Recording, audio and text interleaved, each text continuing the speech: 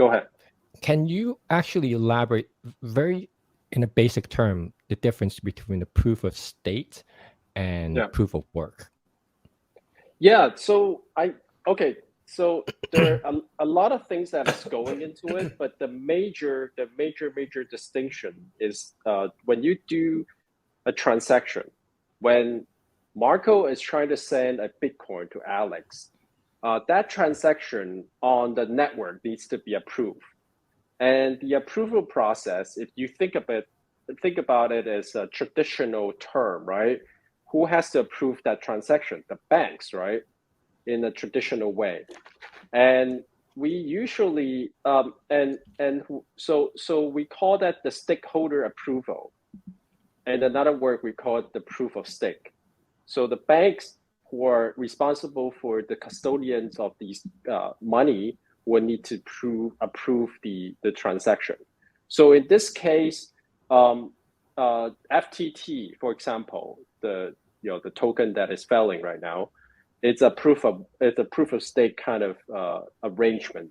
So Sam Bankman-Fried and his gang has the ultimate approval right to approve that transaction or not.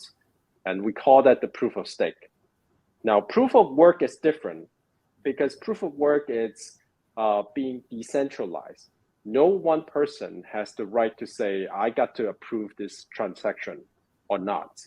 Instead, what is being done is that a bunch of people with equal rights would compete to calculate what is the transaction detail. And whoever gets it right first would get the right to approve that transaction. Subsequently, the person who approved that transaction will receive the money, the transaction fee as a reward. So you see how this setup would not have one person gets too much power and too much fee at the same time. Does it make sense? Go ahead.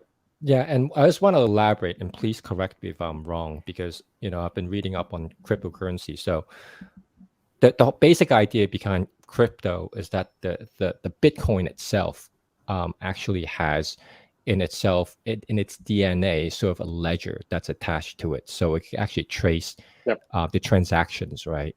So it's just a matter of these people to decrypt it. So basically, it follows it everywhere and is supposedly transparent everywhere.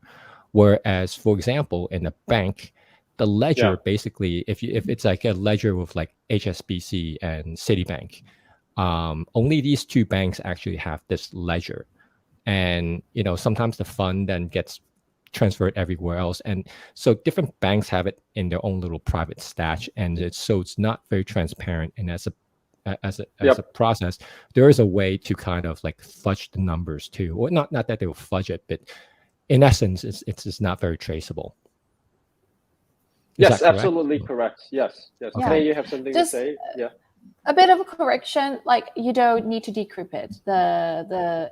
It's transparent the minute you transfer things out or make a transaction. It's transparent the minute you hit the send or send button. When you does the transaction, it will say the process. What is it in the process, like confirming and sending, and to add a few things on the proof of stake. I think proof of stake is a capitalism game. The more money you have, the more stakes you can have. The more assets you have, the more stakes you have. The more stakes you have, the more say you have. So I think it's as simple as that. So people feel like because you can manipulate through the capitalism, through the number of assets that you have, then it's manipulatable. And when you're talking about proof of stake, you have an option to create more assets, meaning that you might create inflation in the system. And that's one of the big arguments people concerned about proof of stake and proof of